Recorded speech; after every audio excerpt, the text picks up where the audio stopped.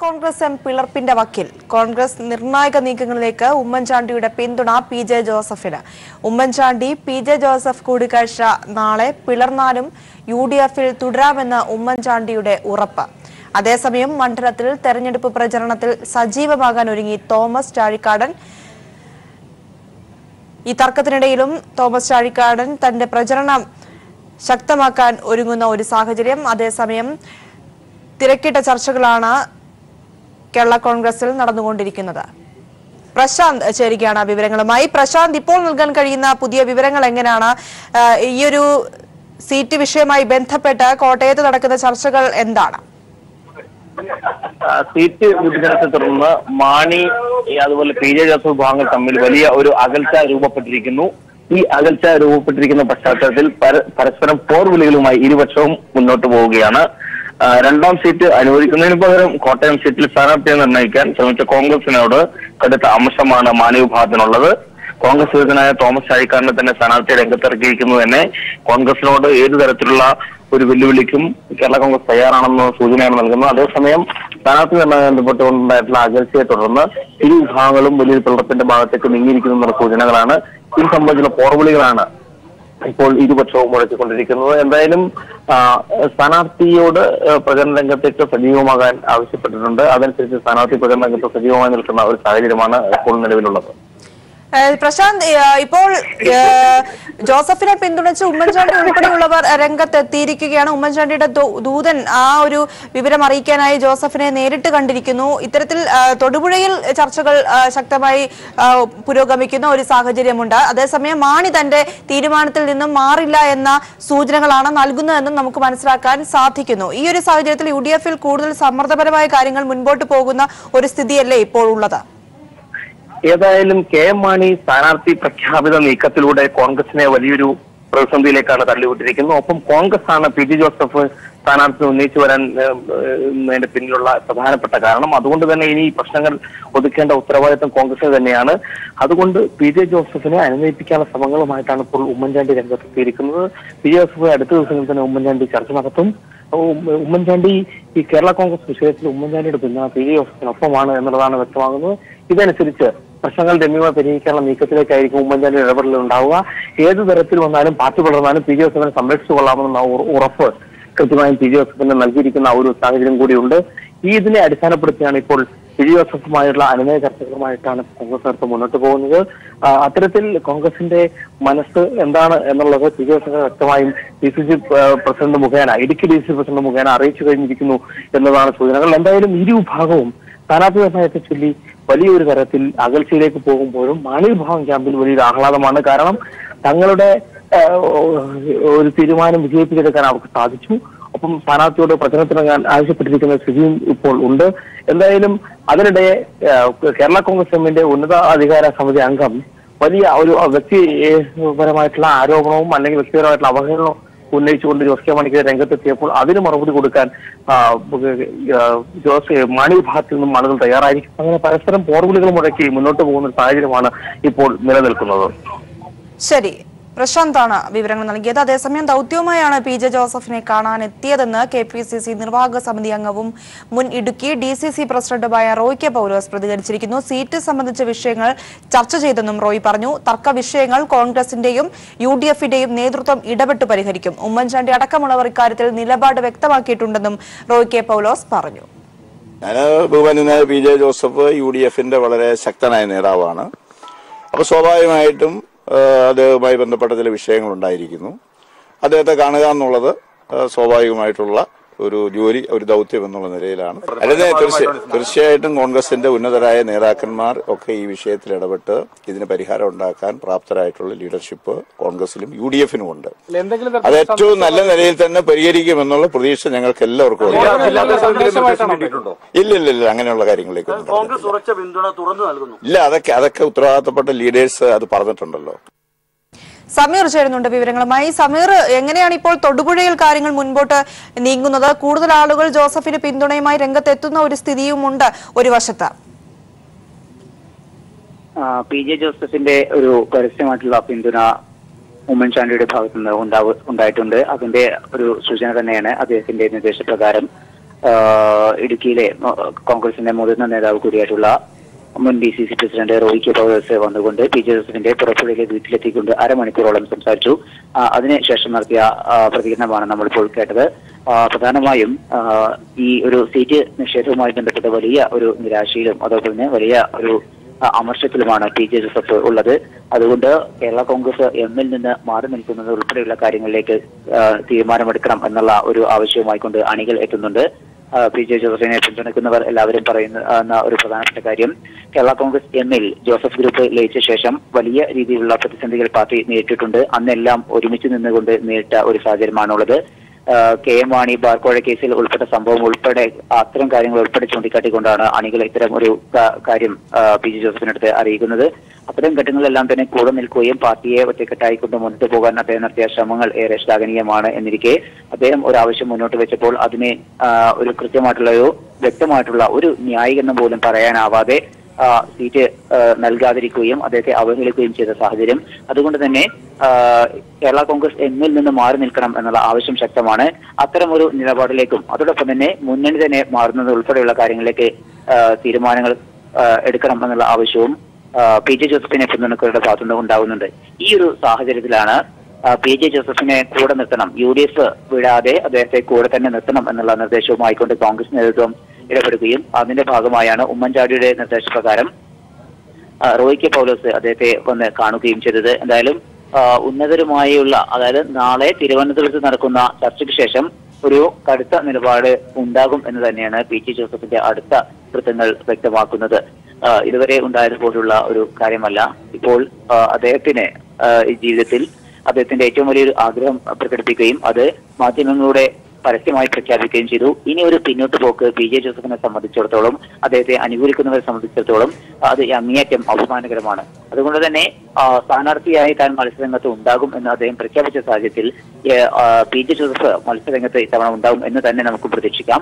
മറിച്ച് ഉള്ള ഒരു തീരുമാനമെടുക്കുകയാണ് എങ്കിൽ, അല്ലെങ്കിൽ ഏത് വിധത്തിലാണ് ഇനി PJ ജോസഫിനെ ഒതുക്കാനുള്ള ശ്രമം, അതായത് ഒരു പ്രത്യേകമായിട്ടുള്ള മറ്റെന്തെങ്കിലും ഒരു വാഗ്ദാനം നൽകിക്കൊണ്ട് കൂടെ നിർത്താനുള്ള ശ്രമങ്ങൾ കോൺഗ്രസ് നടത്തുന്നു. എന്നാൽ കേരള കോൺഗ്രസ് എമ്മിന്റെ ഭാഗത്തുനിന്ന് ഇതുവരെയും അത്തരത്തിലുള്ള ഒരു നീക്കവും ഉണ്ടായിട്ടില്ല. KM മാണിയുടെ ഭാഗത്തു നിന്നോ ജോസ് കെ മാണിയുടെ ഭാഗത്തു നിന്നോ ഒന്നും തന്നെ പ്രമുഖരുടെ ഭാഗത്തുനിന്ന് ആരും PJ ജോസഫിനെ കാണുന്നതിനോ ഫോൺ മുഖാന്തരം ബന്ധപ്പെട്ടുകൊണ്ട് ഈ വിഷയങ്ങളിലെ ഈ ഒരു സങ്കീർണത പരിഹരിക്കുന്നതിനും ലഘൂകരിക്കുന്നതിനുമുള്ള ഒരു നടപടിയും ഇതുവരെ ഉണ്ടായിട്ടുമില്ല.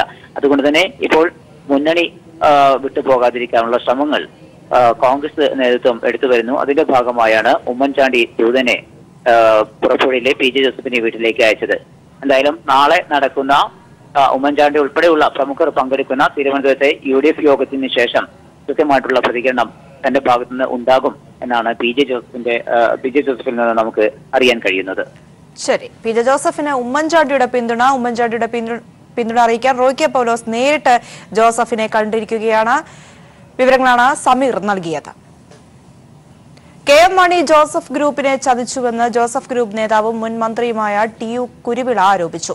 തോമസ് ചാഴിക്കാടനെ സ്ഥാനാർത്ഥിയാക്കിയത് LDF-നെ സഹായിക്കാനാണെന്നും അദ്ദേഹം ആരോപിച്ചു. ചാഴിക്കാടൻ 2 തവണ തോറ്റ സ്ഥാനാർത്ഥിയാണ്. ജോസ് കെ മാണിക്ക് രാജ്യസഭ സീറ്റ് നൽകിയപ്പോൾ കോട്ടയത്ത് ജോസഫിന് സീറ്റ് കിട്ടുമെന്ന് പ്രതീക്ഷിച്ചുവെന്നും TU കുരുവിള പറഞ്ഞു. കേരള കോൺഗ്രസിനെ LDF-ലേക്ക് കൊണ്ടുപോകാൻ ജോസ് കെ മാണി ശ്രമിച്ചപ്പോൾ ഈ നീക്കത്തെ എതിർത്തത് PJ ജോസഫാണെന്നും TU കുരുവിള പറഞ്ഞു. ഇത് വാസ്തവത്തിൽ ഒരു ചതിയെന്ന് തന്നെ പറയാം. കാരണം ഞങ്ങളെല്ലാവരും ഒരു തെറ്റിദ്ധാരണയിൽ കൂടി കൊണ്ടുവന്ന് ഒരു ചതിയിലേക്ക് ഞങ്ങൾ എടുത്തുകയാണ്. അത് UDF നേതാക്കന്മാരുമായിട്ട് സംസാരിച്ച് ഞങ്ങളൊരു തീരുമാനത്തിലെത്തും. ഏതായാലും PJ ജോസഫും ഇപ്പോഴത്തെ നിർത്തിയിരിക്കുന്ന സ്ഥാനാർത്ഥിയുമായിട്ട് കമ്പയർ ചെയ്യാൻ പോലും സാധിക്കില്ല. 2 പ്രാവശ്യം തോറ്റ സ്ഥാനാർത്ഥിയാണ് കോട്ടയത്ത്. അതേസമയത്ത് PJ ജോസഫിൻ്റെ ഒരു ഇമേജ് ഇപ്പോൾ മുല്ലപ്പള്ളി മാധ്യമങ്ങളെ കാണുകയാണ്. അതിലേക്ക് ആ കക്ഷിയുമായിട്ടുള്ള ബന്ധം അപങ്കുരം മുന്നോട്ട് കൊണ്ടുപോകണമെന്നാണ് ഞങ്ങൾ ആഗ്രഹിക്കുന്നത്. നിങ്ങളുടെ കൂടെ സഹായ സഹകരണം ഞങ്ങൾക്ക് ആവശ്യമുണ്ട്.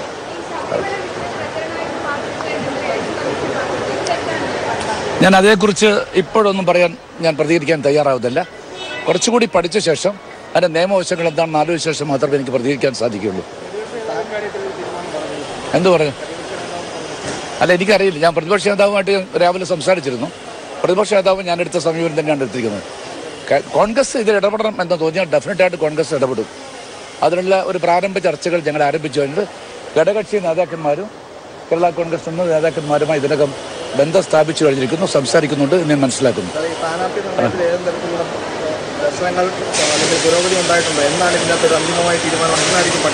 കോൺഗ്രസിന്റെ സ്ഥാനാർത്ഥി നിർണ്ണയത്തിൽ ഒരു പ്രശ്നം ഉണ്ടായിട്ടില്ല, ഒരു പ്രശ്നം ഉണ്ടാവുകയില്ല.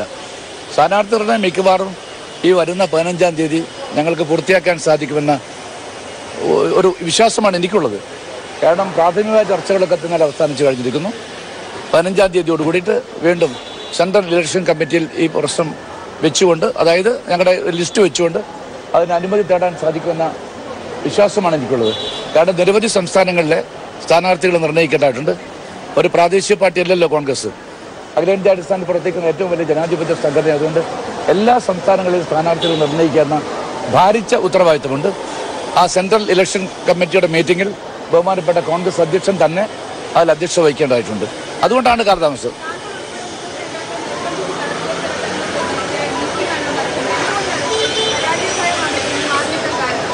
ഞാനോ? നിങ്ങളത് പറയരുത്. ഞാൻ ഇന്ന് പറഞ്ഞല്ല, ഈ തെരഞ്ഞെടുപ്പ് ആരെങ്കിലും എത്രയോ മുമ്പ് ഞാൻ നിങ്ങളോട് തന്നെ പറഞ്ഞിട്ടുണ്ട്. താങ്കൾ തന്നെ എന്നോട് ചോദിച്ചപ്പോൾ ഞാൻ ഉത്തരം പറഞ്ഞിട്ടുണ്ട്, ഞാൻ ഈ തെരഞ്ഞെടുപ്പിൽ മത്സരിക്കാനില്ല എന്ന്. 2014 ലോക്സഭാ തെരഞ്ഞെടുപ്പ് കഴിഞ്ഞ ഉടനെ തന്നെ ഞാൻ എൻ്റെ പ്രഖ്യാപനം നടത്തിയതാണ്. ഉത്തരവാദപ്പെട്ട നേതാക്കന്മാരെയും അഖിലേന്ത്യാ കോൺഗ്രസ് പാർട്ടിയൊക്കെ തന്നെ ഞാൻ ഇത് അറിയിച്ചാണ്. അത്തരം ഒരു വ്യവസ്ഥ വെച്ചുകൊണ്ട് തന്നെയാണ് കേരള പ്രദേശ് കോൺഗ്രസ് കമ്മിറ്റിയുടെ അധ്യക്ഷ പദവി ഞാൻ ഏറ്റെടുത്തത്. ഇതൊരു വലിയ ഉത്തരവാദിത്തമായിട്ട് ഞാൻ കണക്കാക്കുന്നു. അതും നിർണായകമായ ഒരു ഘട്ടത്തിലാണ് ഞാൻ KPCC അധ്യക്ഷനായിട്ടുള്ളത്. ഏതെങ്കിലും ഒരു പ്രത്യേക കോൺസ്റ്റിറ്റ്യുവൻസിൽ കൺഫൈൻ ചെയ്യേണ്ട ആളല്ല ഞാൻ മനസ്സിലാക്കുന്നു. 20 നിയോജകമണ്ഡലത്തിലും എൻ്റെ സാന്നിധ്യം അനിവാര്യമാണ്. എല്ലായിടത്തും എനിക്ക് സഞ്ചരിക്കണം. ഈ തെരഞ്ഞെടുപ്പ് അത്രയും ശക്തമായൊരു പോരാട്ടമായിട്ടാണ് കോൺഗ്രസ് കാണുന്നത്. അഖിലേന്ത്യാ കോൺഗ്രസ് കമ്മിറ്റിയുടെ ഭാഗത്തുനിന്ന് ഒരു തരത്തിലുള്ള സമ്മർദ്ദം ഉണ്ടാകില്ല എന്ന് ഞാൻ ഉറപ്പിച്ചു പറയാം. ഉമ്മൻചാണ്ടിയുടെയും VM സുധീരന്റെ കാര്യത്തിൽ ഇനി ആരാണ്? അവർ ഇതേ നിലപാട് തന്നെയാണ് എടുത്തിരിക്കുന്നത്. അങ്ങ് പറയുന്നത് ന്യായമെന്ന് മനസ്സിലാക്കാം. പക്ഷേ മറുവശത്ത് അവരുടെ നിലപാട് മറ്റൊരു തരത്തിലാണ്. അവരുടെ കാര്യത്തിൽ ഇനി ആരാണ് അന്തിമമായ തീരുമാനമെടുക്കുന്നത്? നിങ്ങൾക്കെല്ലാം 15-ാം തീയതി കാത്തിരിക്കുക, കാണാം. KC വേണുഗോപാലിന്റെ കാര്യത്തിൽ മണ്ഡലത്തിൽ ചുവരെഴുതി ഉൾപ്പെടെ പ്രവർത്തകരെ നിരാശപ്പെടുത്തുന്ന രീതിയിലേക്ക് ഈ കാര്യത്തിൽ തീരുമാനമെടുക്കേണ്ട അഖിലേന്ത്യാ കോൺഗ്രസ് കമ്മിറ്റിയുടെ അധ്യക്ഷനാണ്. ഞാൻ അതേക്കുറിച്ച് മുൻവിധിയോടുകൂടി എന്തും പറയാൻ ആഗ്രഹിക്കുന്നില്ല. അദ്ദേഹം ആലപ്പുഴയിൽ നിന്ന് മത്സരിക്കുന്നില്ല എന്നാണ് പറഞ്ഞിട്ടുള്ളത്. അതിനർത്ഥം അദ്ദേഹം മത്സരിക്കുന്നില്ല എന്ന് നിങ്ങൾ വ്യാഖ്യാനിക്കേണ്ടതായിട്ടില്ല. ഓക്കെ. ലിസ്റ്റിലാണെങ്കിൽ 6 MLA-മാരാണുള്ളത്. UDF-ന്റെ കോൺഗ്രസിന്റെ ലിസ്റ്റിൽ അതുപോലെ പ്രതീക്ഷിക്കാം. എങ്ങനെ? LDF-ന്റെ ലിസ്റ്റിൽ 6 MLA-മാരുണ്ട്. കോൺഗ്രസിന്റെ ലിസ്റ്റ് വരുമ്പോൾ അതുപോലെ പ്രതീക്ഷിക്കാം. എന്തൊരു ധാർമ്മികതയാണ് CPM-നുള്ളത്. ഞാൻ ഓർക്കുന്നുണ്ട്, ഞങ്ങളുടെ 2-3 MLA-മാരെ കഴിഞ്ഞ ലോക്സഭാ തെരഞ്ഞെടുപ്പിൽ മത്സരിച്ചപ്പോൾ ധാർമ്മികതയുടെ മുഖം പറഞ്ഞുകൊണ്ടാണ് ഈ രാജ്യത്തെ കമ്മ്യൂണിസ്റ്റ് പാർട്ടി കോൺഗ്രസിനായിട്ട് ചന്ദ്രഹാസം ഇളക്കിയത്. ആ പാർട്ടി 5-6 MLA-മാരെ ഈ തെരഞ്ഞെടുപ്പിൽ മത്സരിപ്പിക്കാൻ വേണ്ടി തീരുമാനിച്ചു എന്ന് പറഞ്ഞാൽ നേതൃത്വ ദാരിദ്ര്യമായിരിക്കാം ആ പാർട്ടി. എല്ലാ രംഗത്തും ക്രൈസിസ് ഉണ്ട്. ഏറ്റവും വലിയ ക്രൈസിസ് ലീഡർഷിപ്പ് ക്രൈസിസാണ് ആ പാർട്ടി അഭിമുഖീകരിക്കുന്നത്. അതുകൊണ്ടാണല്ലോ കുപ്രസിദ്ധ കുറ്റവാളികളൊക്കെ തന്നെ തെരഞ്ഞെടുപ്പ് ഇറക്കിയിരിക്കുന്നത്. 2 കൊലപാതക കേസിൽ ബഹുജന മധ്യത്തിൽ മാത്രമല്ല കോടതിയുടെ മുമ്പാകെ പ്രതിയായി നിൽക്കുന്ന ഒരു മനുഷ്യനാണ് അവർ അവതരിപ്പിച്ചിരുന്നത്. അവർക്ക് സ്ഥാനാർത്ഥിയില്ല. ആ സ്ഥാനാർത്ഥി രാജ്യം തന്നെയാണ് ആ പാർട്ടിയെ അഭിമുഖീകരിക്കുന്ന ഏറ്റവും വലിയ പ്രശ്നം. ആ പാർട്ടി നിങ്ങൾക്കറിയാമല്ലോ, കേവലം ഒരു പ്രാദേശിക പാർട്ടി. ഈ തെരഞ്ഞെടുപ്പ് കഴിഞ്ഞാൽ ആ പാർട്ടിക്ക് ഒരു ദേശീയ പാർട്ടി എന്ന അംഗീകാരവും നഷ്ടപ്പെടാൻ പോവുകയാണ്. നിങ്ങൾ പലരും അഭ്യുദയകാംക്ഷികളാണെന്ന് എനിക്കറിയാം. എങ്കിൽ പോലും ഇത് പറയാതിരിക്കാൻ നിർവാഹമില്ല. കേവലം ഒരു പ്രാദേശിക പാർട്ടി മാത്രമായിട്ട് കേരള സംസ്ഥാനത്ത് ചുരുങ്ങുന്ന ഒരു പാർട്ടിയായിട്ട് മാറാൻ പോവുകയാണ്. Okay, thank you. തിരുവനന്തപുരത്ത് മുല്ലപ്പള്ളി രാമചന്ദ്രൻ മാധ്യമങ്ങളെ കാണുകയായിരുന്നു. കേരള കോൺഗ്രസ് പ്രശ്നത്തിൽ ആവശ്യമെങ്കിൽ ഇടപെടും, നേതൃത്വവുമായി ചർച്ച നടത്തി പിളർപ്പിലേക്ക് പോകുന്ന സാധ്യതയില്ല എന്നും അദ്ദേഹം പ്രതികരിച്ചിരിക്കുകയാണ്. എന്തായാലും UDF-ൽ കോൺഗ്രസ് ഇടപെടണമെന്ന് തോന്നിയാൽ ആ ഒരു വിഷയത്തിൽ ഇടപെടുമെന്നാണ് ഇപ്പോൾ മുല്ലപ്പള്ളി പ്രതികരിച്ചിരിക്കുന്നത്. കേരള കോൺഗ്രസ് എം നിലപാട് തിരുത്തണമെന്ന് യൂത്ത് ഫ്രണ്ട്. സ്റ്റിയറിംഗ് കമ്മിറ്റിയിലെ 75% പേരും PJ ജോസഫ് സ്ഥാനാർത്ഥിയാക്കണമെന്ന് ആവശ്യപ്പെട്ടിരുന്നു. ഈ തീരുമാനത്തിൽ മാറ്റമുണ്ടായത് എങ്ങനെയെന്ന് പാർട്ടി വ്യക്തമാക്കണമെന്നും യൂത്ത് ഫ്രണ്ട് സംസ്ഥാന ജനറൽ സെക്രട്ടറി M മോനിച്ചൻ ആവശ്യപ്പെട്ടു. ഈ സാഹചര്യത്തിൽ പാർട്ടിയുടെ സ്റ്റിയറിംഗ് കമ്മിറ്റി യോഗമാണ് ഈ തീരുമാനമെടുത്തത് എന്ന് ആണ് പറയുന്നതെങ്കിൽ 75% ആളുകൾ, പാർട്ടിയുടെ സ്റ്റിയറിംഗ് കമ്മിറ്റിയിൽ 75% ആളുകളും ബഹുമാനപ്പെട്ട PJ ജോസഫ് സാറിനെ കോട്ടയം പാർലമെന്റ് മണ്ഡലത്തിൽ സ്ഥാനാർത്ഥിയാക്കണമെന്നുള്ളതായിരുന്നു തീരുമാനം, അല്ലെങ്കിൽ ആഗ്രഹം. ആ നിലപാട് ലംഘിച്ചുകൊണ്ട് പാർട്ടി കൈക്കൊണ്ട തീരുമാനം ലംഘിച്ചുകൊണ്ട് ഇന്ന് വരെ ഉണ്ടാവാത്ത തരത്തിൽ ഒരു പാർട്ടിയിലും ഉണ്ടാവാത്ത നിലപാടിൽ പാർട്ടിയുടെ മണ്ഡലം പ്രസിഡന്റുമാര് വിരലിൽ എണ്ണാവുന്ന മണ്ഡലം പ്രസിഡന്റുമാരുടെ ഒരു തീരുമാനം പ്രഖ്യാപിച്ച നടപടി തെറ്റാണെന്ന് കേരള യൂത്ത് ഫണ്ട് പരസ്യമായ നിലപാട് സ്വീകരിക്കുകയും ആ നിലപാട് തിരുത്തണം. തോമസ് ചാഴിക്കാടനെ കേരള കോൺഗ്രസ് സ്ഥാനാർത്ഥിയായി നിശ്ചയിച്ചത് എല്ലാ കമ്മിറ്റിയിലും കൂടിയാലോചിച്ച ശേഷമെന്ന് ജോസ് കെ മാണി. ചെയർമാൻ പറഞ്ഞതിനപ്പുറം തനിക്കൊന്നും പറയാനില്ലെന്നും Jose K Mani. Steering committee ചർച്ച ചെയ്ത് അതിനുശേഷം എല്ലാ ഘടകങ്ങളുമായി നേതാക്കളുമായി ചർച്ച ചെയ്ത് നമ്മുടെ സ്ഥാനാർത്ഥി തോമസ് ചാഴികാടനെ ലോക്സഭാ സ്ഥാനാർത്ഥിയായിട്ട് കേരള കോൺഗ്രസ് പാർട്ടിയുടെ ചെയർമാൻ പ്രഖ്യാപിക്കുകയുണ്ടായി. അദ്ദേഹത്തിൻ്റെ ഈ പറഞ്ഞ പാർട്ടി ചെയർമാൻ ഈ കാര്യങ്ങളിൽ എല്ലാവരോടും വിശദീകരിക്കുകയുണ്ടായി. അതിനപ്പുറത്തേക്ക് എനിക്കൊന്നും പറയാനില്ല. പി ജെ ജോസഫിന് സീറ്റ് നിഷേധിച്ചതിൽ പ്രതിഷേധിച്ച് കേരള കോൺഗ്രസ് എമ്മിൽ കൂട്ടരാജി. കേരള കോൺഗ്രസ് എം കണ്ണൂർ ജില്ലാ സെക്രട്ടറി റോജർ സെബാസ്റ്റ്യനും കോഴിക്കോട് ജില്ലാ സെക്രട്ടറി PM ജോർജുമാണ് രാജിവെച്ചത്. പി ജെ ജോസഫിനെ അവഗണിച്ചതിലും സീറ്റ് നൽകാത്തതിലും പ്രതിഷേധിച്ചാണ് രാജിവെക്കുന്നതെന്ന് PM ജോർജ് പ്രതികരിച്ചു. പാർട്ടിയുടെ പ്രിയപ്പെട്ട പി ജെ ജോസഫ് സാറിന് സീറ്റ് നിഷേധിച്ചതിലൂടെ അതിനുള്ള അമർഷം രേഖപ്പെടുത്തിക്കൊണ്ടാണ് പാർട്ടിയുടെ സംസ്ഥാന കമ്മിറ്റി അംഗമെന്ന നിലയിലും പാർട്ടിയുടെ കോഴിക്കോട് ജില്ലാ ജനറൽ സെക്രട്ടറി എന്നുള്ള നിലയിലും ശ്രീ പി ജെ ജോസഫ് സാറിനെ പോലെയുള്ള ഉന്നതനായ ഒരു നേതാവിനെ അവഗണിച്ചതിൽ പ്രതിഷേധിച്ച് കേരള കോൺഗ്രസ് കോഴിക്കോട് ജില്ലാ ജനറൽ സെക്രട്ടറി സ്ഥാനവും പാർട്ടിയുടെ സംസ്ഥാന കമ്മിറ്റി അംഗവും രാജിവെച്ചതായി അറിയിക്കുന്നു. കേരള കോൺഗ്രസ് UDF-ൽ ഉറച്ചു നിൽക്കുന്നതിന് ശക്തമായ തീരുമാനമെടുത്തയാളായിരുന്നു പി ജെ ജോസഫ് എന്ന് മോൻസ് ജോസഫ്. പി ജെ ജോസഫിന് സ്ഥാനാർത്ഥിത്വം നൽകാത്തത് UDF പ്രവർത്തകർക്ക് ആകമാനം ദുഃഖമുണ്ടാക്കുന്ന കാര്യമെന്നും മോൻസ് ജോസഫ്.